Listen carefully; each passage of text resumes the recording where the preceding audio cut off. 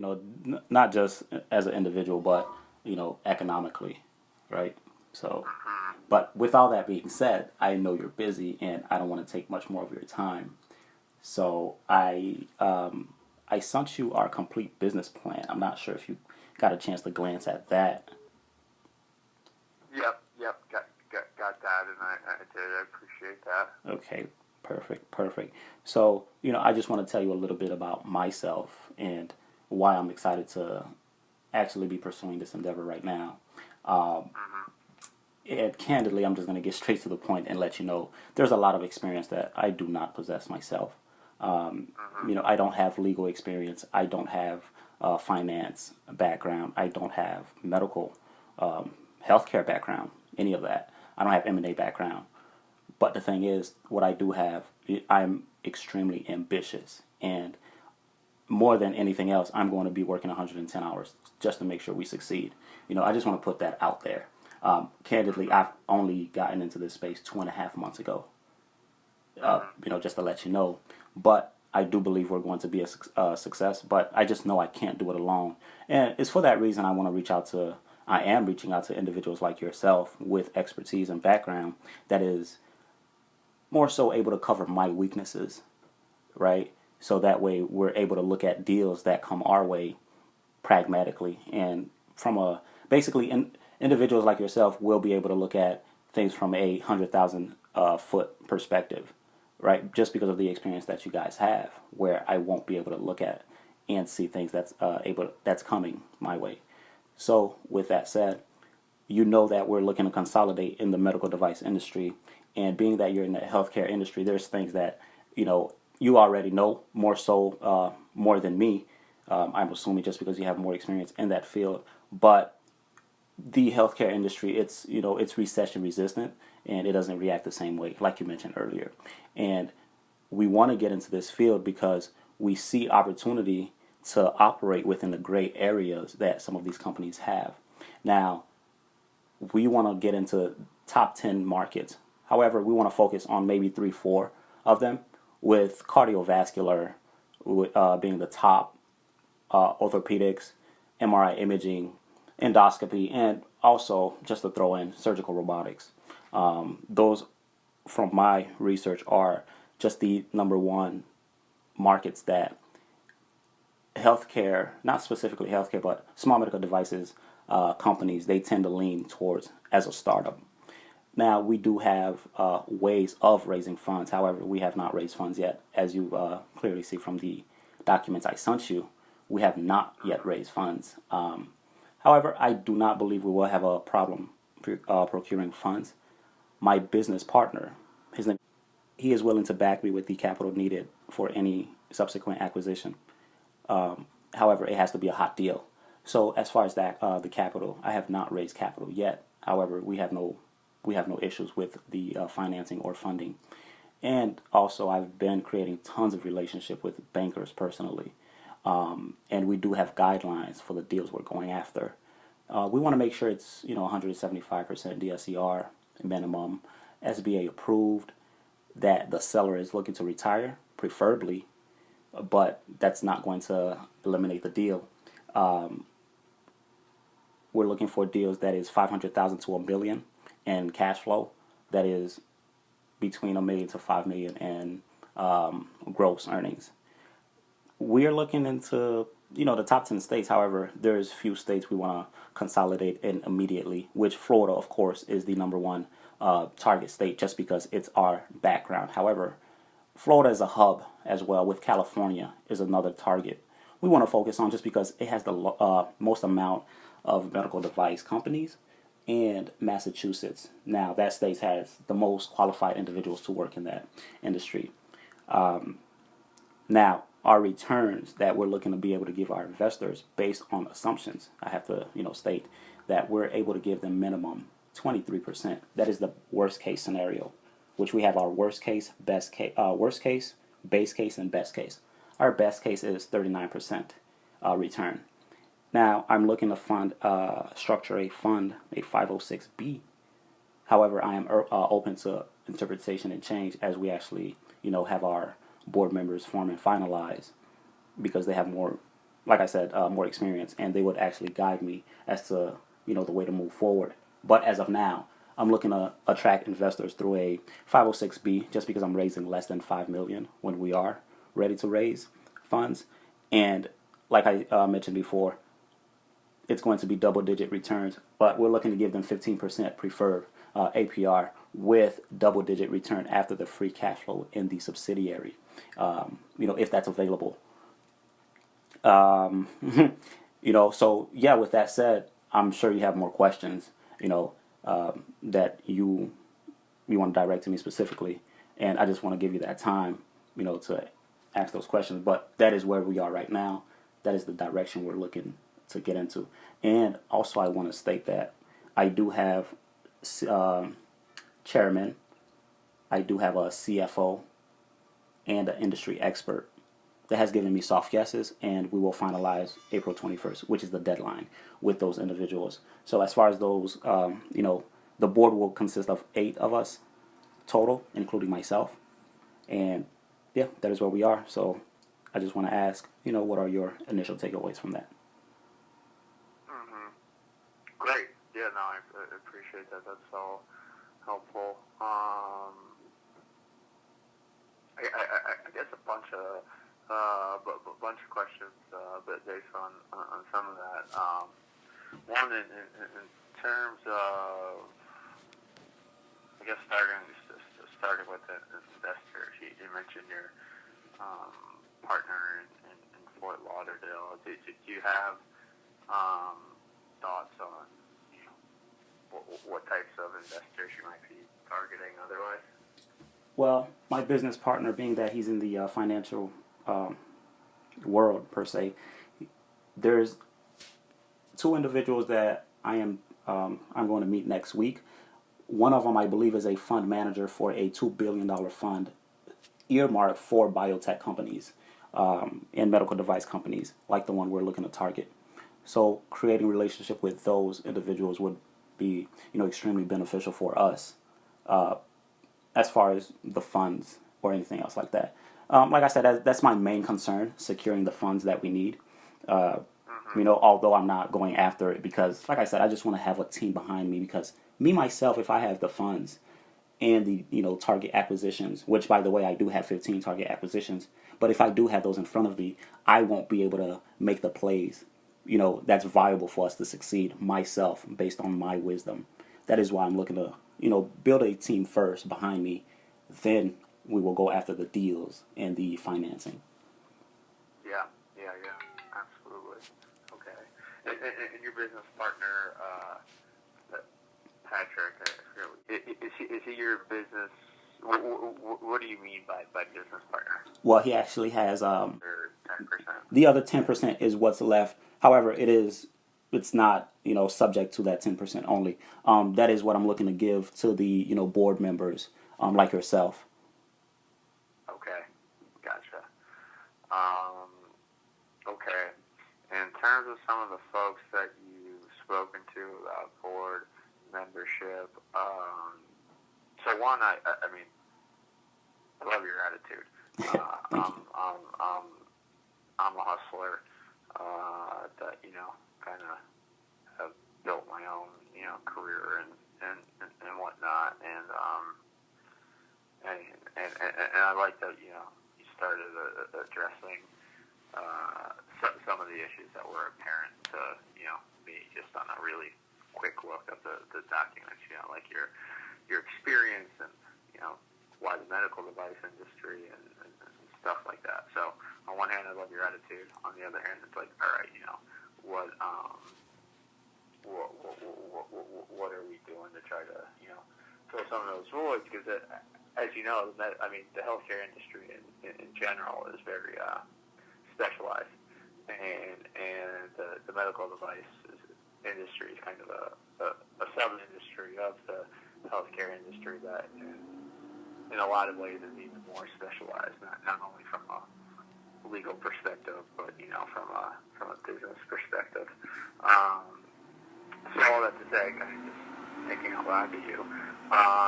If you don't mind me asking, what kind of folks have you been talking to that it sounds like you might have some soft yeses in terms of leadership positions. Okay, yes. If I can share their names with you, 1 second. I want to get their Sure. accurate information. Yeah, absolutely.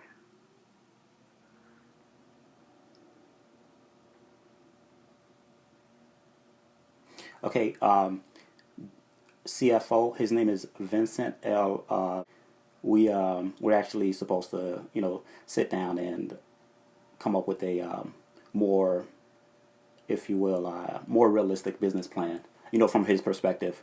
Like I said, the everything I sent you is just based off my wisdom. So, Vincent, he will be the CFO. Mr. Salas, I want to pull up his actual name. 1 second. He's the director at investment banking at Newbridge. Okay. Yes, Newbridge Securities Corporations, and the Fillmore Group. That's one individual. I'm aiming for top top tier individuals, just because I want to give our team that strength, when negotiating with financial institutions and potentially motivated sellers. Yeah. No, I mean, it's kind of what it's all about. It's all about getting the right people with the right experience, the right expertise. Also, even if you have to give them more to yes, them. I believe in that. I believe in that. Give. I can't do this alone. Also, I spoke to Julian Guynet. He's CFA at Deloitte. He wasn't interested in a board position. However, he did tell us that he would be, him and his company would be willing to do the initial due diligence for our any subsequent acquisition, our first acquisition, if you will. Yeah, he's willing to let me speak to the partner at the company, and it's actually in Miami. All the individuals I've been speaking to, they're actually local, right in Florida. But yes, Okay. so we have a big four. So he's talking about in terms of like bringing you or us on as a client to do the diligence of the deal. Yes, I spoke to them. I explicitly explained that we are only looking to work with companies right now on a success fee base, because we are a startup, and he was extremely open to it. So Oh, okay. right. Okay. We're looking to In other words, we pay you if it goes well. yes. If it doesn't go well, you don't get paid. Yes, and he was, surprisingly, I was like, oh, this is a long shot. I know you're from a big four, but here it is. Yeah. He was like, yeah, okay, but I believe in being straightforward with an individual the first time around, just to let them, have a clear picture of what's going on, so there's no gray area. Yeah. No, it's smart. That's a good approach. You'll see some law firms do that too. I mean, it certainly takes some, talking and kind of, convincing someone like, hey, we've got a viable thing here that I think is going to be a success. And if you've got a kind of entrepreneurial lawyer or big four person that kind of believes in that, so sometimes they'll be willing to do that, and it, can be an investment for them, because if you end up doing well, there's kind of some loyalty there. Of course. We'll build business there. And I told them, I said, hey, by the way, I plan on building $1 billion a year revenue company, and I'm going to do it or I'm going to die trying. Because the thing is, I'm young and I have that as my advantage, So, and I told them, hey, I'm not, I'm going to let you know as well. I'm not looking for you to die for me, I'm going to do, the hard work. I'm not looking for a lot from you guys. I'm especially not looking for funds. I'm basically asking for about an hour a week or two max right now, right, as we start off, because it's basically just going to be like, hey, we have this here. We're looking at this target acquisition. How do you think we should maneuver? In your case, it'll be, hey, we're doing this. This is what's happening. And you would give us the, legal perspective as far as, how we should strengthen ourselves pertaining to documents, stuff like that. But that's what it would be right now. Not much at all. Mm-hmm. Right. Okay. No, that makes sense. Okay. So you've got the guy that you mentioned as the chairman. You've got Yes. So as the CFO, and Yes. any other looks? Oh, I'm sorry. I forgot to. We have one industry expert. Let me pull him up. His name is. Wow. You know what? I'm sorry. His name is Carlos, I believe. He has a practice down in Miami as well. A practice. Oh, I'm sorry. I'm sorry. A medical practice. I'm sorry. He's a healthcare. He's a healthcare expert, if you will. Okay. So is he a physician you're talking about, or? I'm trying to pull him up right now just so I give you like accurate information on him. Sure. 1 second. And these are folks that are doing that. These are folks that I assume you kind of found the way you found them. But if you want, actually, to the extent you're comfortable, if you want to follow up later, with their names, I wouldn't mind poking around myself. Yeah, perfect. Yeah, folks. Yeah, absolutely. And I assume that the first two, Vincent and the chairman, don't have a lot of experience, particularly in the medical device industry. No, he's more so standard investment banker. Yeah. I think it's good. I think having a mix of folks is good, and having some folks with those types of skills that aren't necessarily specialized in the medical device industry is good and is fine. But I think it's also going to be important to have at least some folks with some experience or knowledge specifically of the medical device industry, perhaps like this guy Carlos you're referring to. Yeah, so I was thinking about bringing two more, having a total of 3 industry experts, but the other individuals I've been conversing with, they're all board certified surgeons or MDs and stuff like that. Just because they would have more knowledge than any other individual. So. Yeah. I think certainly having a physician on the board is a good move, and I think it would also be important to try to track down at least one person that has experience working for a medical device company, manufacturer, supplier, whatever you want to call it, from the business operations side. Great if they've been involved in any M&A and medical devices, but even if not, because physicians they're good to have, right? That they have very specialized knowledge and skill set and so forth. But they don't always think like business people. Yes. So it's for what that's worth, that's my take. Okay, so what do you think about because I have another attorney that we're bringing on board, and I'm actually looking for him to have, specific experience in that industry, like you were just mentioning. Yeah. Okay. Are you saying you've got one in mind, or no? I have like 30 in mind. Like I'd rather go overboard, with it. Yeah. Like I've spoken to, as far as like the recruitment process, no less than 2,500 individuals. So Nice. like my pipeline, as far as the chairman, I had over 100 qualified individuals, and I narrowed it down to like 13. And even right now, I still have like 6 really great individuals with over 20 billion in experience in M&A, buy and sell side. So I just believe in the more numbers I have, the better chance I have. Especially if something comes up, one say, hey, I was on board, but I can't right now. I have somebody immediately to follow up behind that. But all the other individuals, as far as like the industry experts, like I said, I'm looking at some of them MD, but the other one I want to have specifically in medical devices, not just healthcare overall, like you mentioned. But that was the approach I was taking, because I think like just the diversity of the team is, I think, where a lot of strength would come from. He has over 20 years of experience and foreseeing greatly improving work relationships. I'm just basically reading off the summary a little bit, but that's a little bit about him. He's been in the industry for over 20 years in healthcare. So. Okay. Nice. Good, good. Um, and actually, I meant to ask you, I think you hit on this a little bit, but and now you got involved with the medical device industry 2.5 months ago.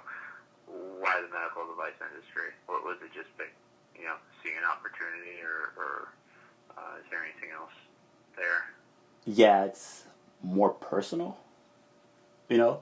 But Yeah, it's cool to try to leverage, some of our struggles and turn it into something good.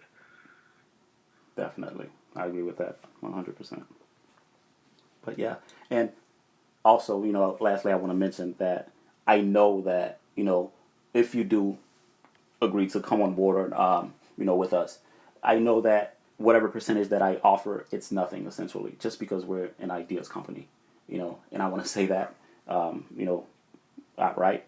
It's right, regardless if it's 1%, 10%, 50%, it's worthless just because, we're not worth anything right now. But like I mentioned, I'm enthusiastic and I'm ambitious and I'm going to make sure we're going to succeed. Like I know that for 100% certainty we're going to succeed. But with that said, I want to turn the percentage that if you do decide to come on board, the percentage that I'm offering, whether it's 1 or 10%, I want to turn that. I want to make that percentage have a lot of zeros behind it. Like I said, I intend to build $1 billion company, and I want to turn whatever I'm offering you into 10, 20, 30, or 40 million. And I just want to say that, I know it's worth nothing right now, but that is my intentions. Sure. Yeah, no, absolutely. The better the company does, the better for everyone. So yeah, man. I mean, I think where I'm at is, I have interest. I like you, and my kind of reservations lie, and being the type of person that I am, and the practice that I have, it's I won't just sign my name to join something and kind of like just hope it works out, right? Like if I'm putting my name behind something, it's something that I believe in, and there's also liability too, of course, with being on the board to put my lawyer hat on. I have interest. I'd be curious to hear your kind of developments, if you don't mind, to the extent that we're able to bring on some other folks with some more experience on board to kind of join the team, and to the extent you're still interested in bringing me on at that point, I'd be happy to talk through numbers and whatever. I'll also throw out too that like you, I mean, I'm a straight shooter. I'm really honest. I don't oversell myself or undersell or whatever. I've got limitation. I've got areas that I've got a lot of experience, and areas where I do have limitations. So my healthcare experience, I've got a lot of regulatory experience. I'm pretty strong on the regulatory side, and I've got some M&A experience. So if we were on here and I was asked off the top of my head, what are all the documents we need to put together to put this kind of board together or whatever, I wouldn't know all the answers to that necessarily. But I guess my corporate experience is more on the M&A side. Looking at I've worked on a bunch of deals where there's a larger company or a PE firm, which we're kind of something like here, acquiring a smaller company, and doing the diligence on doing all the legal diligence on the target company, looking at their compliance policies, looking at their employees, finding regulatory issues, finding operational issues, and and then drafting the purchase agreement and negotiating the purchase agreement. So that's that's another area that I do have value to bring to the extent that's helpful. Yeah, absolutely. And matter of fact, that's I was actually more looking for you to be our M&A attorney, right? Our in-house M&A attorney versus just our general guidance. As I think you would provide more value in that area. As far as drafting up legal documents for board member requirements, that wouldn't be something I would look to you to complete. That would be other individuals and my board. My chairman. As far as that area goes, he's very knowledgeable because he has he's sat on a board before, so that would benefit us a whole lot. But yeah, as far as that, the board side, this board side, as far as documentation goes, that's not something we'd be looking for you to specifically complete. Mm-hmm. Okay. Good. Yeah, like I said, I want to play on individual strengths. That's it, Yeah. and we would contrast between each other.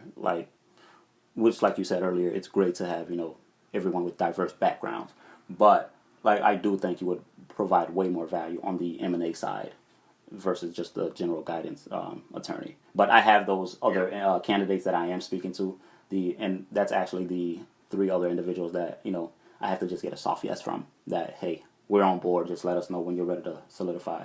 And that's another industry expert, in-house accountant, and the general guidance attorney. So, but yeah. Gotcha. Okay, great. But yeah, so yeah, go ahead. I'm sorry. No, you go ahead. Yeah, so like I mentioned before, our deadline is the 21st of this month. And I believe wholeheartedly that we're going to fill those positions. But with that said, I can circle back with you once I have, and just to let you know, the reason the others weren't on board 100% was because I don't have the capital behind me, the capital myself, liquid, in my personal account to make these transactions happen. And these individuals were saying, hey, if you have someone backing you, we would come on board. So that was, candidly, that's why I had a soft yes, and that's why everything wasn't finalized between those individuals. But now that I do have a business partner solidified, now that's when I'm looking to just get everybody else on board, saying, "Hey, we're ready to go." Oh, okay. So it sounds like you connected with these folks before you engage with them. Yes, I did. Like I told you, like 2.5 months in, and like you know what I mean. So Yeah. I'm learning by trial and error, if you will. Yeah. So Yeah, I love it, man. and I'm having a lot of individuals tell me, hey, you might, okay, so this is interesting what you're trying to do, but you might want to look to do this way, that way, and and I'm grateful for that because, like I said, I'm learning as I go. So, but yeah, that is where we are. Yeah. That is where we are. Yeah, that's exactly what you got to do, man. Be hungry, be humble, and learn from learn from people. So you got the right attitude. So how about count me as a soft yes? Okay. I think at least having some soft yeses will I think it kind of helps on subsequent calls. Yeah, it definitely does. More people to the team. Also, and what I can do is I can share. I'll ask Patrick if it's okay, but just for further proof of solidification between me and Patrick, I can see if it's okay if I can share the document, me and him, the agreement we have on paper. Saying that he's willing to back me. And he is who he is, and XYZ stuff like that. Yeah. Okay. I would love that. Okay, perfect. To the extent that you have any documentation or even any names, to the extent you're able to share any of those, whether it be today, next week, or whatever, please feel free to do that. And I don't know what you were thinking as far as the percentage and whatever, but for me, I think we can discuss that when my primary. I'm a people person, right? Yeah. So I want to through and talk to you and have this conversation that we're having and kind of learn some more about the background and some other people that are on board. And then, I think we can figure out the details afterwards. Perfect. Hey, listen, I told you, I know you're my guy. I know it. I'm a people person as well. But yeah, let me I'll get with my business partner and I'll provide you, or even if he's, okay to, doing a brief phone call, if that's okay with you, okay, perfect. So yeah, let me just, get things aligned with him, so I can reconvene with you. I'll let you know what the timing is. It will be sometime next week, maybe around, at the end of next week, just because I know you're busy. And we'll take it from there. Great, that sounds good. Hey, appreciate it. Appreciate the time, Mike. I really appreciate it. Yes, absolutely. Thanks, Nancy. It was good connecting with you. Likewise. So, hey, I'll be in touch. All right. Sounds good. Take care. All right, you too. Bye.